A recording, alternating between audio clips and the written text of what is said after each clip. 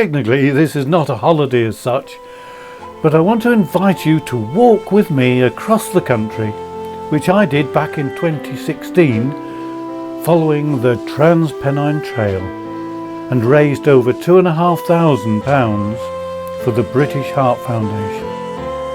My route took me from Southport on the west coast to Hornsea on the east, covering well over 200 miles in 12 days. I began preparation in March, gradually doing longer walks each day until I was happy I could walk 15 to 20 miles a day with backpack.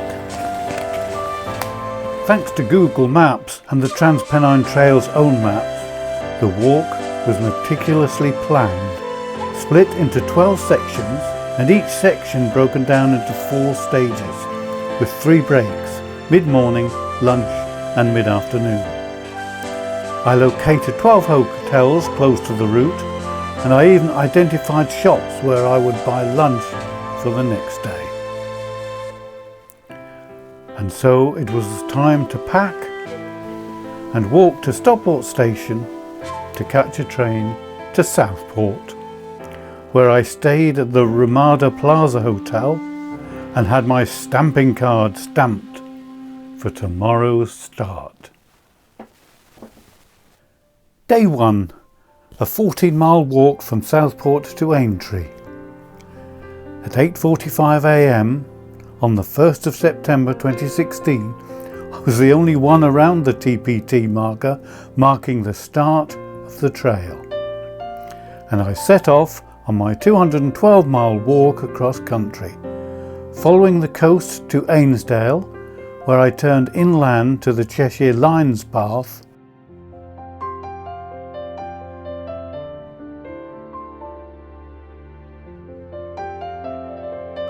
across Down Holland Moss and had lunch at Moss Lane Bridge. Continuing to the outskirts of Maghull to the Leeds and Liverpool Canal, which led me to the Premier Inn at Aintree Racecourse, and so ended my first 14 miles of the Trans Pennine Trail. Day 2, and another 14 or so miles to walk from Aintree to Hale.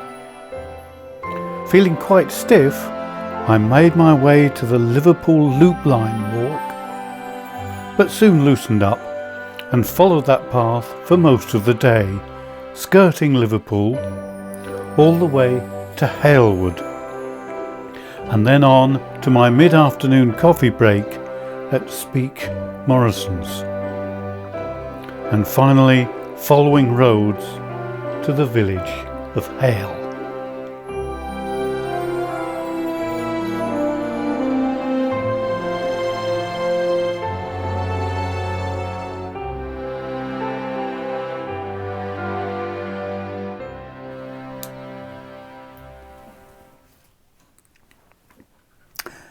Day 3, forecast rain, and I had 17 miles to walk to Lymm.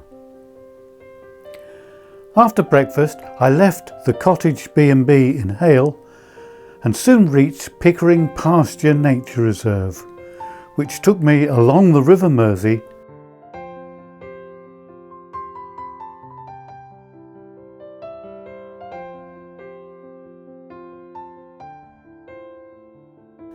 to Widnes.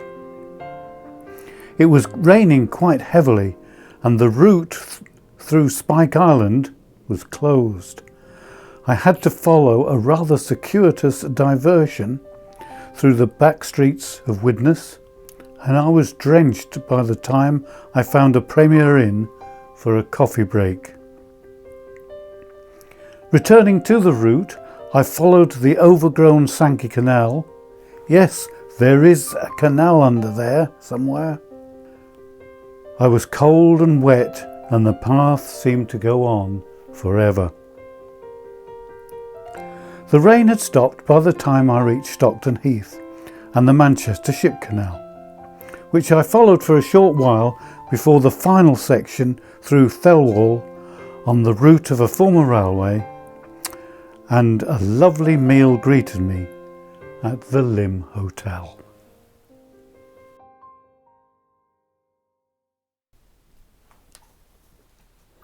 Day 4, and I have a 17-mile walk ahead of me to reach my home in Cheadle Heath. I felt really stiff that morning walking down to breakfast, but after that I was back on the old railway track, making my way towards the outskirts of Altrincham. I still had 166 miles left to go.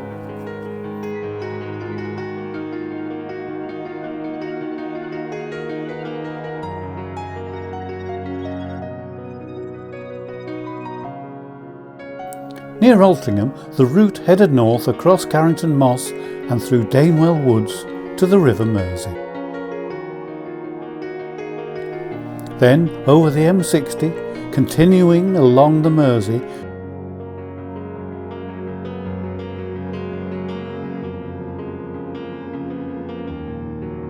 to the Bridgewater Canal at Stretford. It was a hot day, and continuing by the Mersey, it was a refreshing rest at Jackson's Boat.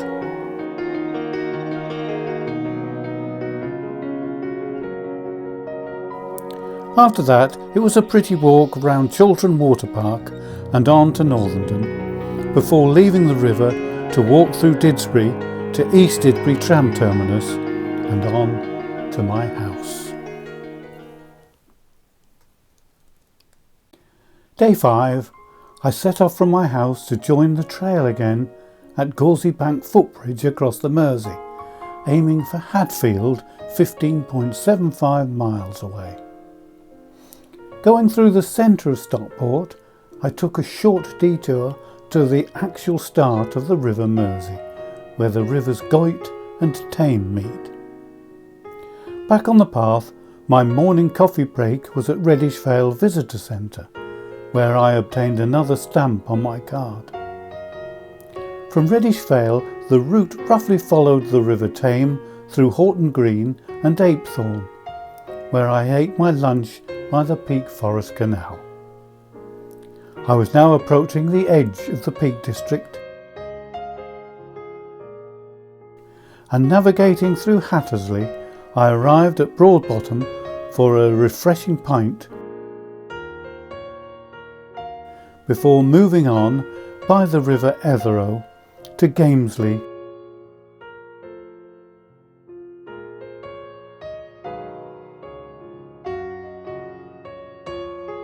and on to the Hikers and Bikers B&B in Hadfield.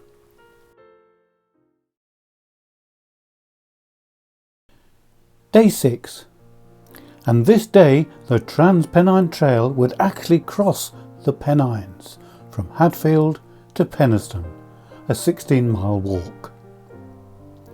Following the former Manchester to Sheffield Victoria railway line virtually all the way, apart from the Woodhead Tunnel itself.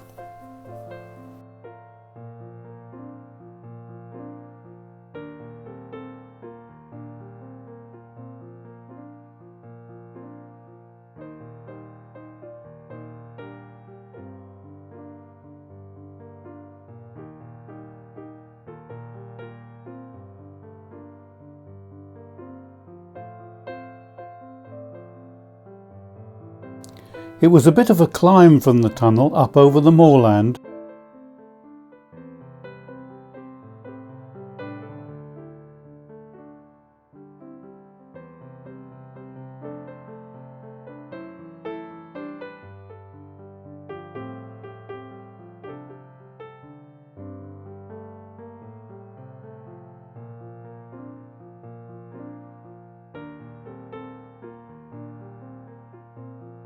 to the highest point on the trail, and then down the other side to Dunford Bridge, where I was back on the old railway, roughly following the River Don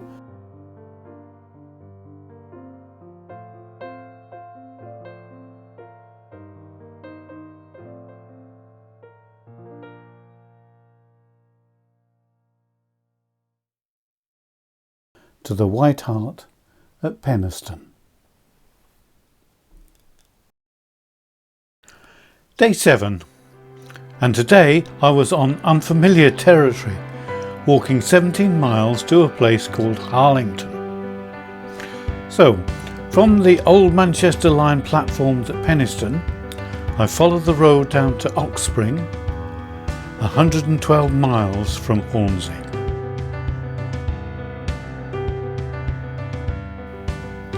From Oxspring, I took one of the alternative routes past Siltstone Common, Worsborough and Wombwell.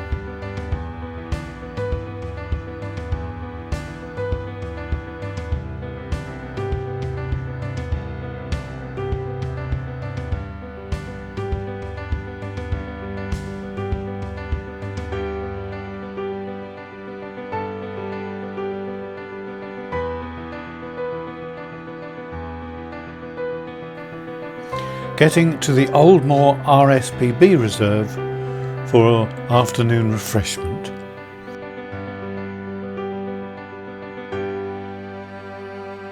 I was at the halfway point of the trail. I hurried on because I needed to catch a bus at Harlington to take me to my hotel at High Melton.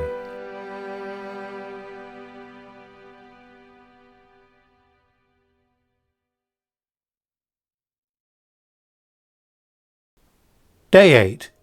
At 19 miles, this would be my longest walk to date, and would end at the tiny village of Braithwaite, miles from anywhere. I started with a pre-breakfast walk around the hotel grounds and the church,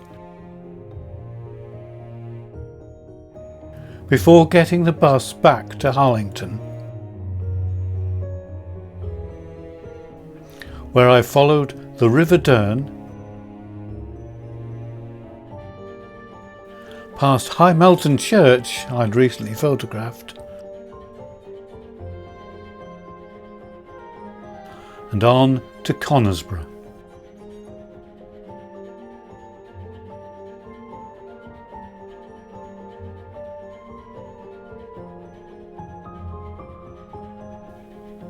Continuing on below a huge viaduct to Sprotsborough, its nature reserve and the River Don.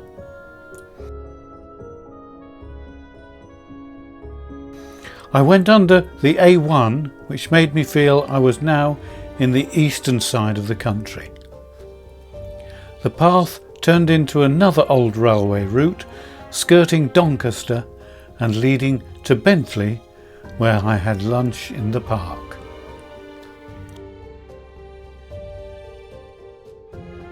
It was a pleasant enough walk from Bentley, although I was feeling tired and the route was very wriggly.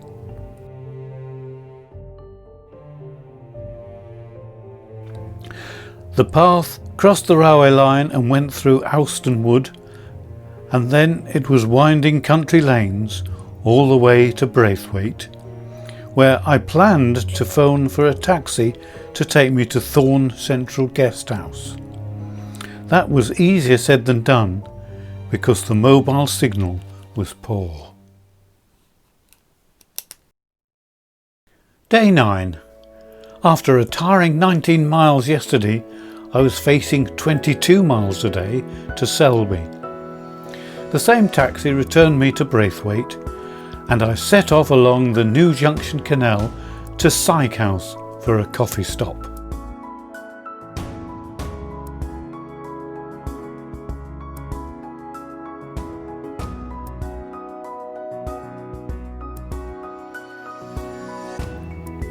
From Crowcroft Bridge, I took the alternative route for walkers along the Air and Calder navigation.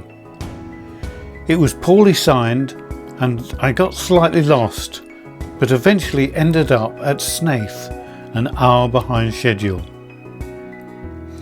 It was a long, hard slog to Burn Airport from Snaith, and at the old airport, I had my afternoon break.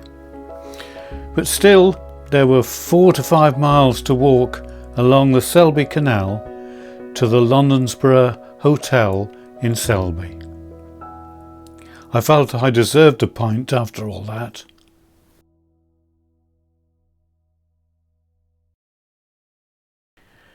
Day 10.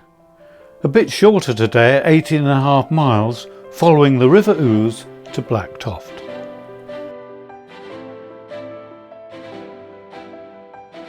Leaving Selby, I crossed the River Ouse and followed the path on its north bank.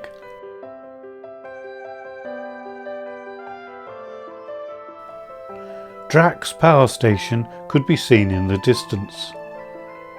The route bypassed Hemmingsborough and its church with tall spire, and on I went to Barnby on the Marsh, continuing to follow the River Ouse with Howden's church towering in the distance.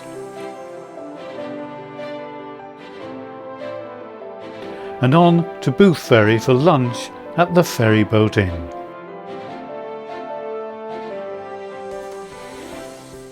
From the Gould Bridge, the route took me on minor roads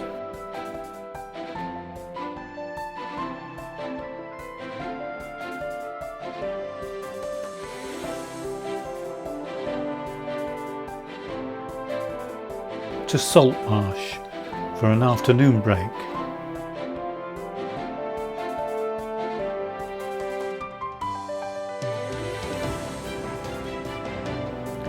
Then it was back on the riverbank where I rescued a sheep that had its head stuck in a fence, and on to the Hope and Anchor pub for a delicious meal while I waited for a taxi to take me to my hotel for the night.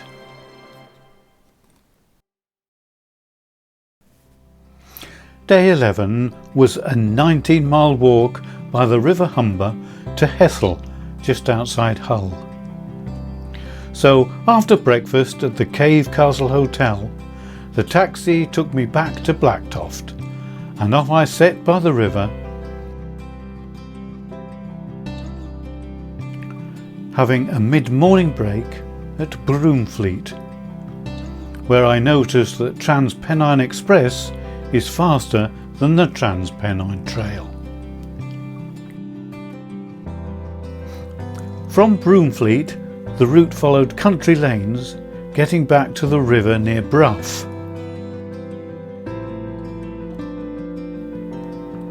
where I got my first view of that day's destination, the Humber Bridge. I stopped by the river at Brough for lunch.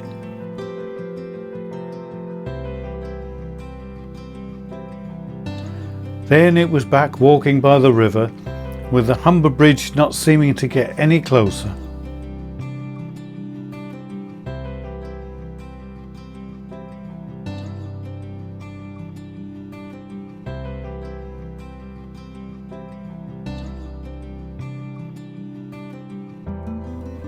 The route then went inland through a pretty wood to North Ferriby, perfect for an afternoon break.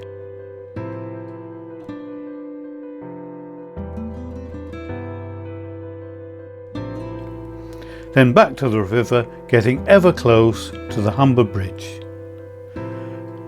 And just past the bridge, I found the Redcliffe House B&B in Hethel.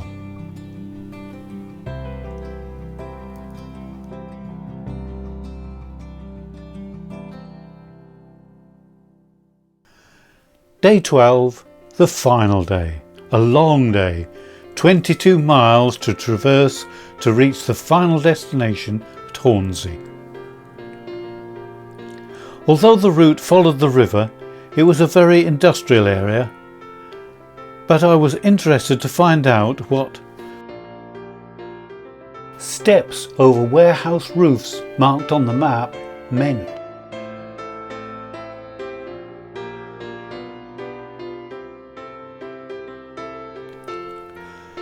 I attended Hull College of Commerce in the 1970s and had not been back since. So here's Queen Gardens in the 70s,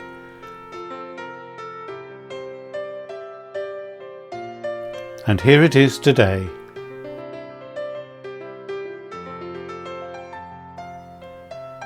This is the college in the 70s, and as it is now.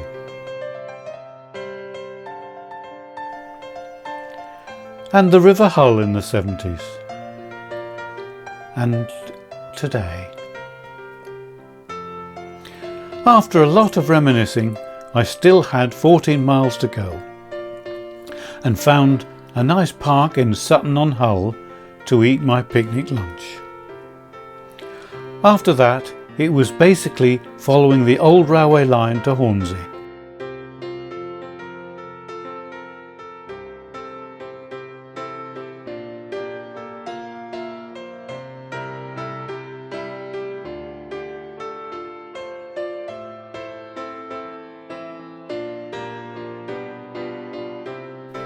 With an afternoon break at New Ellaby.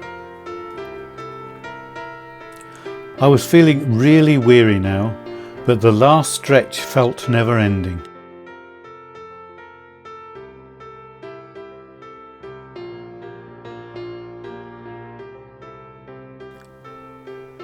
At last I glimpsed the sea, and then the marker, the end of the trail.